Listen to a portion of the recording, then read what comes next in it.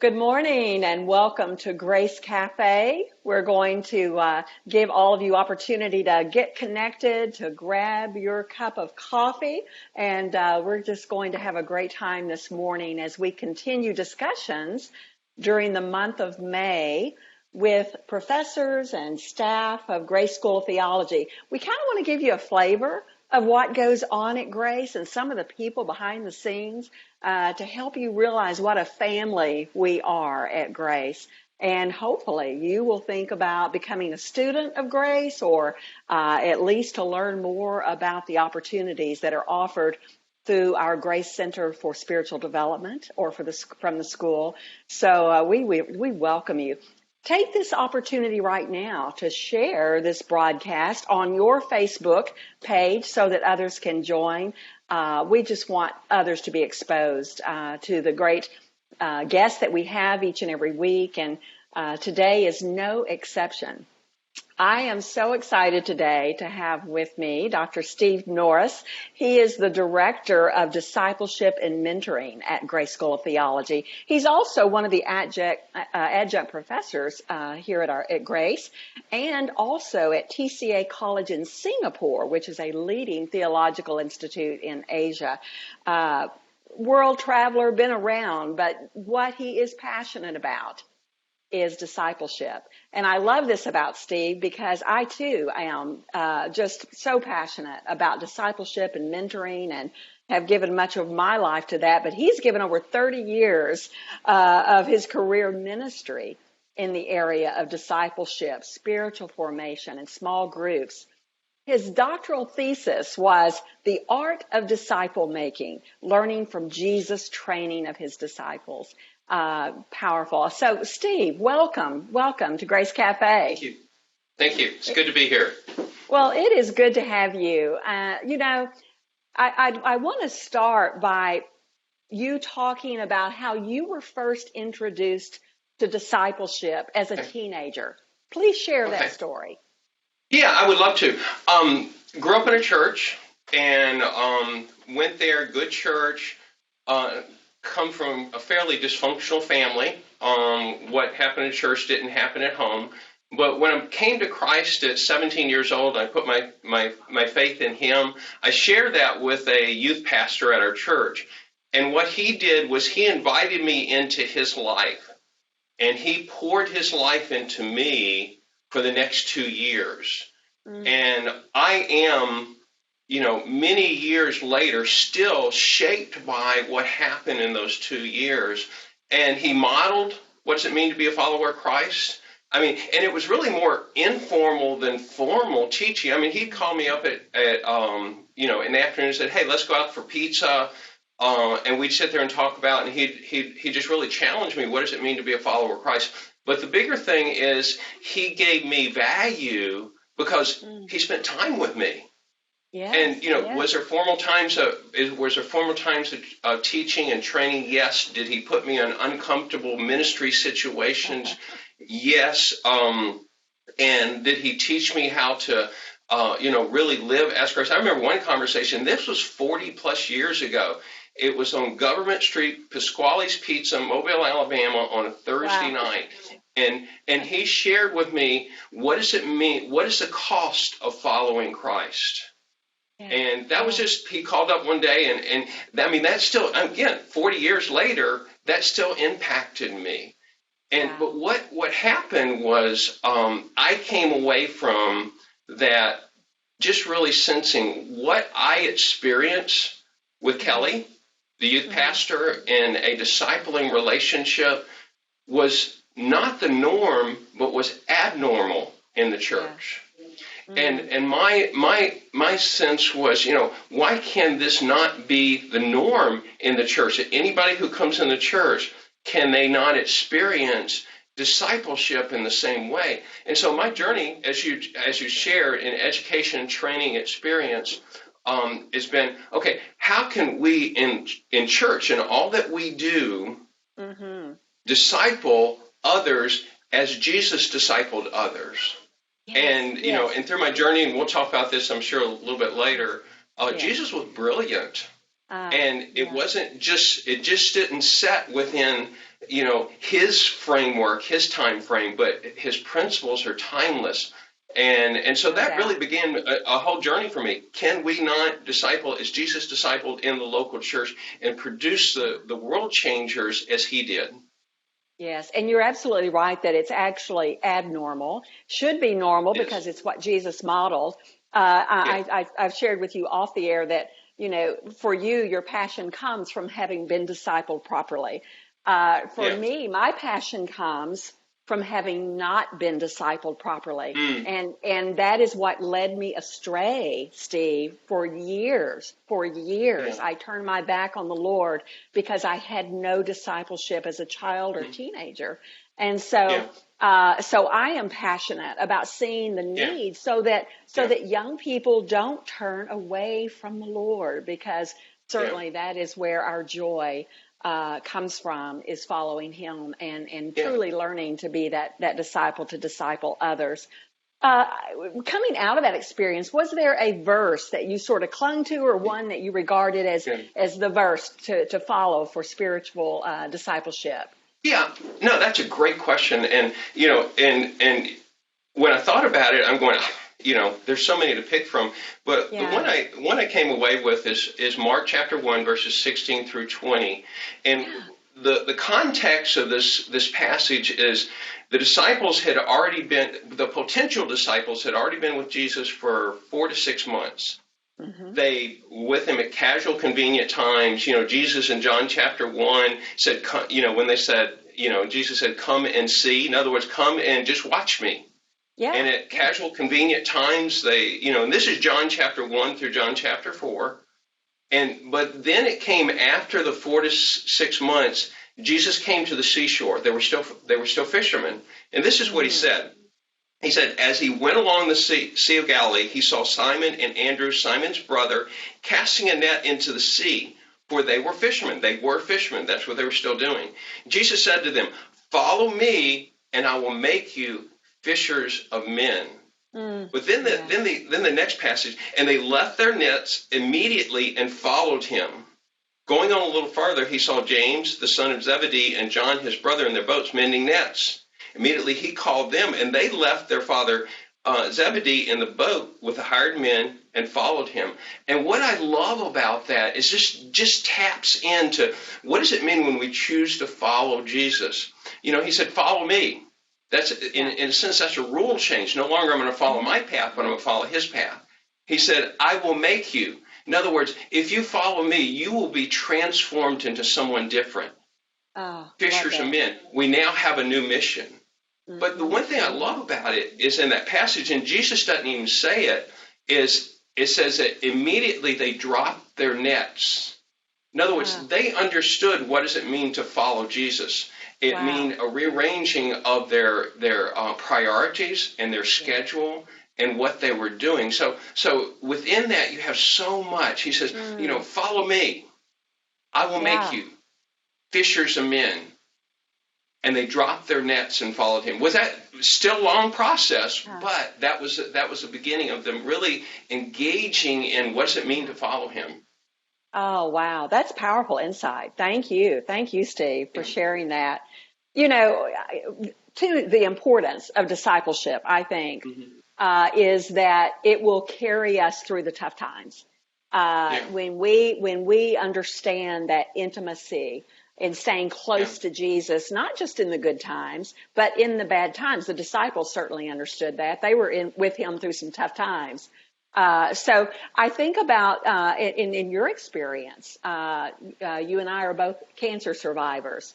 You and I both have experienced miracles from the Lord. Yours regard to the birth of your twins.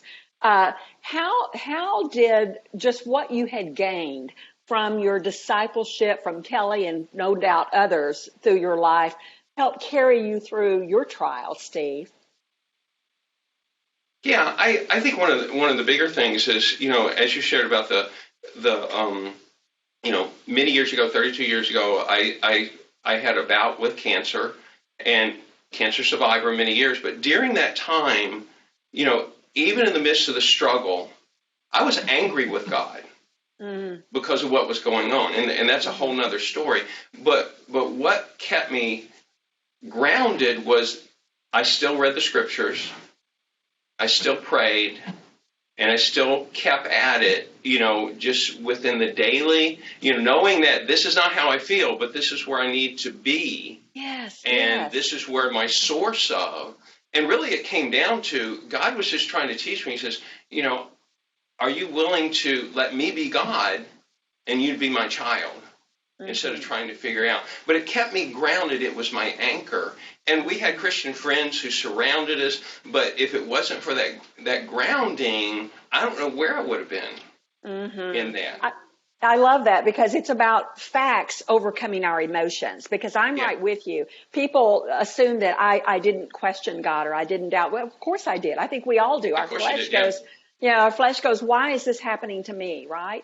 But you're right. Sometimes it was that intentional focus on, I need to stay connected to God. That means being in his word. That means praying. That means trusting even though I don't understand. So, yes, I think it's something that any of us who have gone through trials, who love the Lord, understand that importance of staying connected through the difficult times.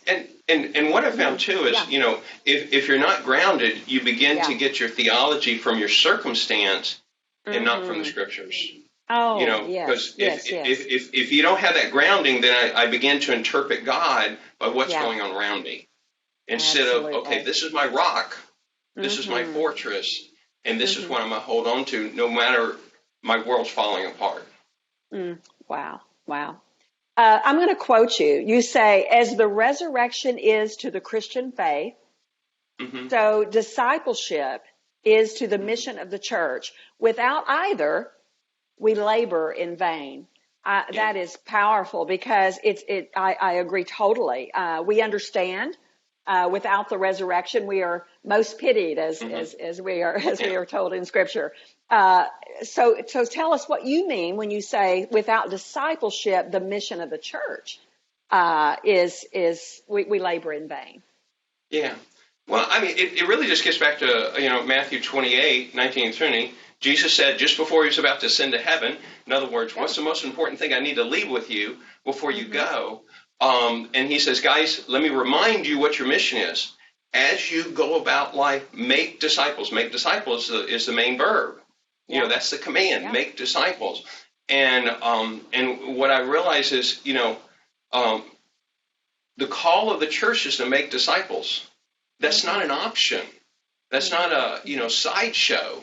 That's what we should be doing in all that we do within the church. And that was a struggle. And in my early experience in churches, discipleship tended to be a side program instead of everything we do helps us to accomplish disciple making in the life of people. And I'm just going, okay, Jesus commanded us to do it.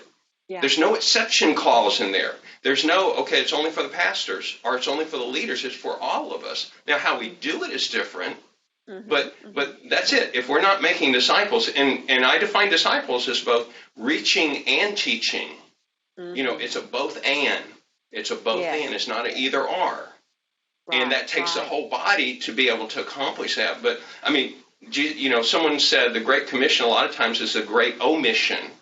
And I think that's really true at times. Yes.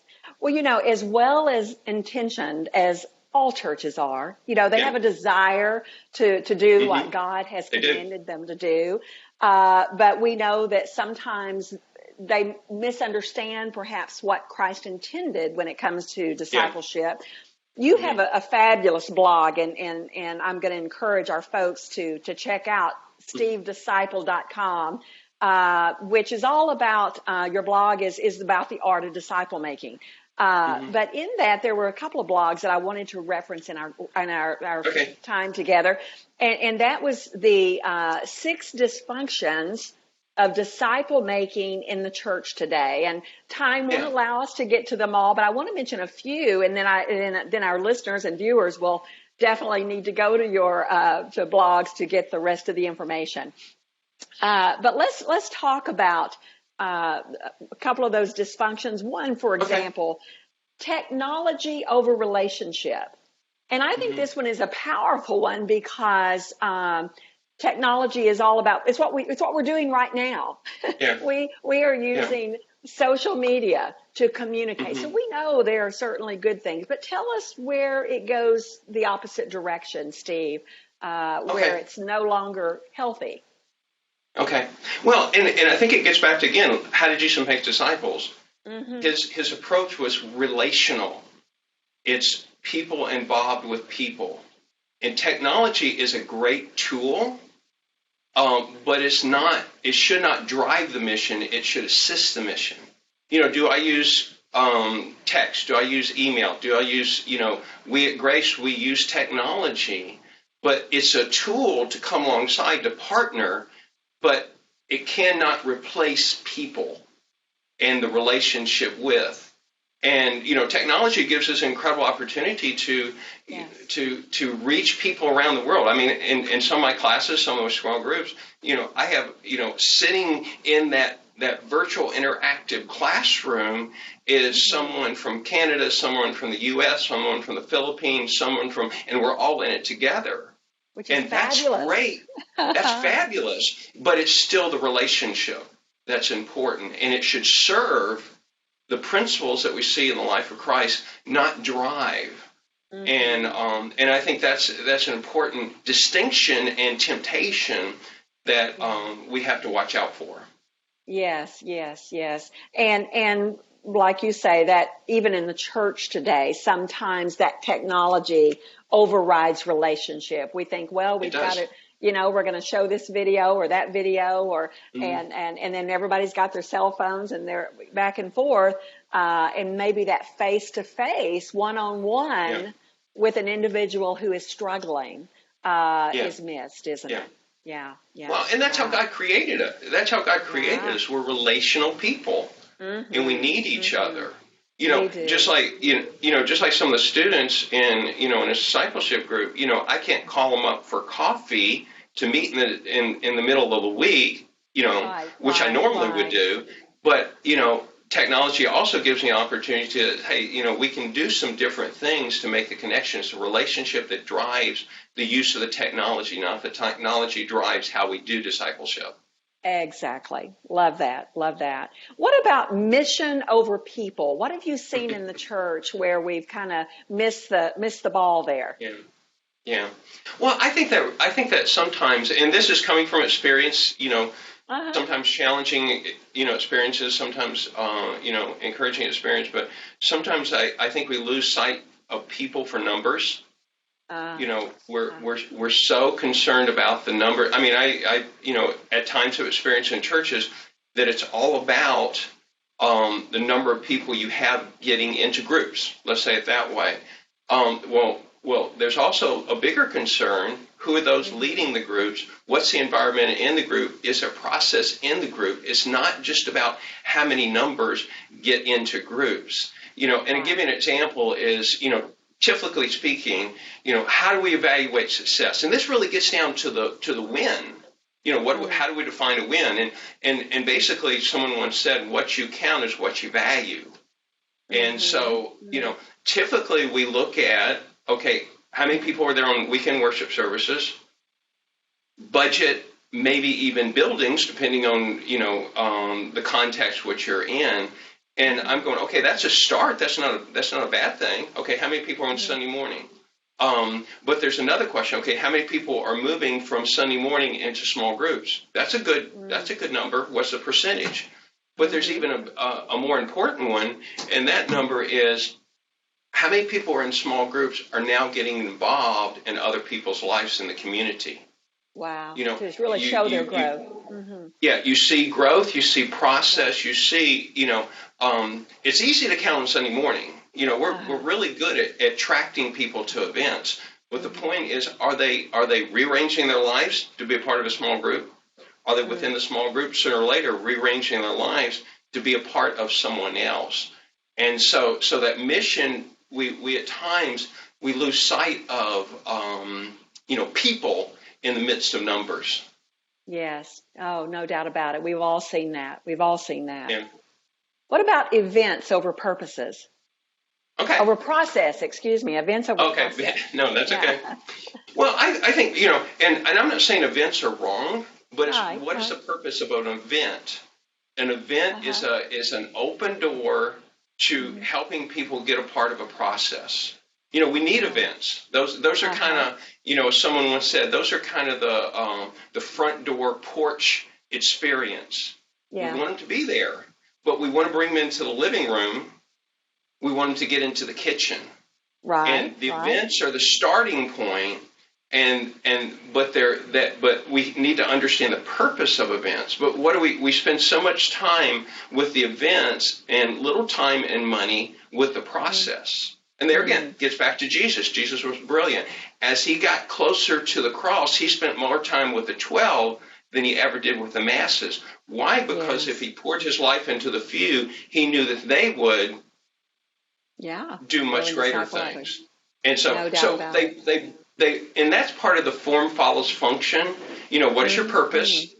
And then your Yeah. forms, events, process help you to Mm-hmm. accomplish your goal. Of And and course. and part of that is understanding, and we have a tendency, events are easy to do to a certain extent, a lot of work, but Mm-hmm. easy to do, easy to count. Mm-hmm. Process takes time. Jesus Yes. Jesus took 3 years to disciple his apostles. We think we can do it in 8 weeks, Ah, and right. that's Yeah. just the We beginning. had exactly, because you'll hear, well, we had a disciple class and 26 people went through it, and so we've done our Yeah, discipling, right? But yeah. like you Well, say, I mean, mhm. give me an Those are example. I was good, at but one. Yeah, give me an example. I was at one church, and we had a Saturday afternoon, Saturday morning, Saturday afternoon, 6-hour training of small group leaders on mm, how to you know approach their leading of their small group in a disciple making approach. And then so we had that. 400 leaders were there. And mhm. at the end, the executive pastor reported to the senior pastor that, we have now had 400 people discipled. Okay, Mm, I didn't mm, say this, but I thought this. yeah. No, we had 400 people exposed to a new idea. Yes, And yes, because it yes. takes time for that to integrate into that person. And we have to Uh-huh. keep coming back and keeping coming back, modeling, teaching, training, equipping. And so that's that Hmm. process part that a lot of times we're not willing to pay the price. Oh, yes, that is so true. That is so true. Well, there are other points. Time won't allow us to get into them, but I do encourage our listeners to check out your blog because you talk about skill over character. You talk about pragmatism over principles. Just so much good stuff. Comfort over challenge. So I'll encourage all of you to check these out and just ask yourself, well, how is our church doing on this particular area? And perhaps you can offer insight to your pastors or others leading. But one of the things that you talk about, kind of in a general rule as you got into this, was that sometimes on the outside it appears that what the church is Mm-hmm. doing is good and that they're right Mm-hmm. on target. But then at the what we see sometimes though is where their disciples are receiving more self-help Mm-hmm. than really focusing on the spiritual struggles. Yeah. Speak to that for just a moment. Yeah. Well, I think sometimes, churches, for the point of attracting people in the church, we address surface needs, which is Mm-hmm. important because the Mm-hmm. gospel does address, what does it look like to be Christ in every area of our life. But Mm-hmm. there needs to be, even at the front end, okay, what does it mean to follow Christ? Even in this area, is that it's about following Christ. It's about Yes. serving others. It's about Yes. honoring. We do our finances not for my health, but so that I can be a good steward to build God's kingdom. Give you an Mm-hmm. example. My wife and I are doing some marriage mentoring with a couple at our church just recently, and we sat down with them for the first time, and they had issues and things they wanted to talk about, communication and different things. And our first session, we sat down and said, "Okay, guys, let's back up. What is marriage about? Marriage is Mm-hmm. about bringing glory to God. Mm, Marriage is yes. about submitting to one another." so that you together can be a husband and wife and parent with your kids. And so let's go to the to the starting point. What the most important thing that again, it's not about you. Mm-hmm. Mm-hmm. In a sense, it is, because God loves us. But as a follower of Christ, Christ loves us so that we can go out and love others. And what I've found through the years is, if you start off with it's about you, then later on we want them to make the shift that it's about others. It's very hard to make the shift. So at the very beginning, even as we're helping them in those areas, just remind them, okay, the point is so that you can be a more effective follower of Christ, to be a more effective builder of the kingdom. Oh, And yes. and so, Yes. and like I said, I'm not saying these things are wrong, because I've been involved in a lot of them, from marriage to finances to parenting. But there's a bigger picture that we need to remind them of, and that it's about the glory of God. Yes. It's about what does it mean to follow Christ. It's about building his kingdom. And that's why we do the things we do. Because if we don't, somewhere down the line and life falls apart for some reason, they're going to be saying, oh, I thought following Christ was all about, my life going better. Yeah. And so we start off. Yes. Yes. Very good. Well, let's wrap this up in talking about the work that we're doing at Grace School of Theology through the Grace Center of Spiritual Development in discipling the students who are part of that. Yeah. Tell us about the discipleship program. Yeah, no, I would love to. We've been in it for, I've been in it for a little over a year and a half. And what I've loved about Grace is that the whole value of discipleship has started with Dr. Anderson, our president. I mean, from the very beginning, his pastoral ministry, his ministry here at Grace is that value of discipleship is there. And so I don't have to change that. All I have to do is tap into that value that's already there. And so our hope is, and what we're working on and planning towards, and we're still in process, which is true of all of us, is we want every student who is involved in a credited class to be in a discipleship group, each semester. And for the purpose of not just talking about theology or scripture in that way, in the sense from a head knowledge, but we want to talk about the scriptures from what is God saying to you? What is God doing in your life? Where do you see God this week? Because part of discipleship, one of the first questions we ask each week is, where do you see God this week? Yeah. And what we're trying to do is give them a different filter that as they go out in life each day, God's already at work. And he wants to invite you into the lives of people. Whether it's that person at the gas station or the grocery store or your neighbor, whether it's a moment, whether it's a long-term relationship, whatever. But God's at work. How are you tapping into what God wants to invite you into? And that's what discipleship is. As getting back to what Jesus said, as you go about life, make disciples. Matthew 28. So really, there's three levels we want to at this time right now with our students. Is one, we want them to experience discipleship. In other words, when they come into their groups, they're going to experience it. And that gets back to, many years of talking to pastors that, yes, I believe in discipleship. I just don't know how to do it. Right. So we want to give them a model for how to do discipleship. Yes. And the cool part about, and we want to give them a model that no matter what culture you're in, this fits. Yes. Simple, transferable. And I give an example. There was one lady in a group this past spring, and she said she's from the Philippines. Her husband has some ministry in Hong Kong, and she says, Steve, what we have learned in the group, we're now taking it to our ministry in Hong Kong. And so it's transferable. But we want them to experience it. And there again, this gets back to, what I experienced in discipleship for so many years is, okay, here's a discipleship book. You go through this book, this book, this book. You listen to a teacher, you fill in the blanks. But you're told what discipleship is, but we want them to experience it. And so model it. And then the next step is, okay, we want to train you in it. We want to train you in discipleship. So there's some different opportunities for them to be trained in discipleship as leaders, as teachers, whatever. And then towards the end of their time, we want them to be leading others in discipleship. So they will have experience, been trained in it, and they're doing it by the time they're graduating. Yes. Yes. And so that, and no doubt loving it. Yeah. Yeah, and it's really tapping, and the one thing I see is, we've had students that for some reason or another, they've had to, because of life situation, had to step out of their classes for that semester. And the one thing they'll get back to me is, can I stay in my group? And so that tells me that we're tapping into something that's really true and really real, because we want to be connected.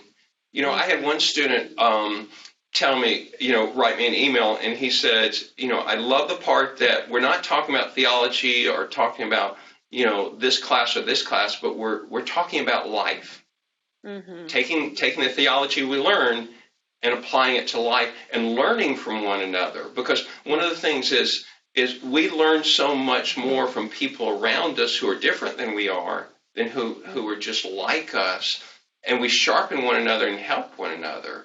And so that's our goal, to experience discipleship, to train, and then to lead others. Outstanding. Well, you're doing a fabulous job at Grace School of Theology. And for those who are tuned in and are going, well, I want to know more about Grace, it's gsot.edu. That's gsot.edu. Check it out. There might be classes you want to sign up for. No, you're going to be taken care of, and we'll get you in these discipleship programs. But I do encourage you also to check out Steve's website, stevedisciple.com. stevedisciple.com. You will be so blessed and encouraged by Steve's blogs. Yes. Can I close with just one discussion? About 6 months ago, I guess we're done. Okay. About 6 months ago, Dr. Anderson and I were sitting down talking about what were the wins in ministry as we look back over the years.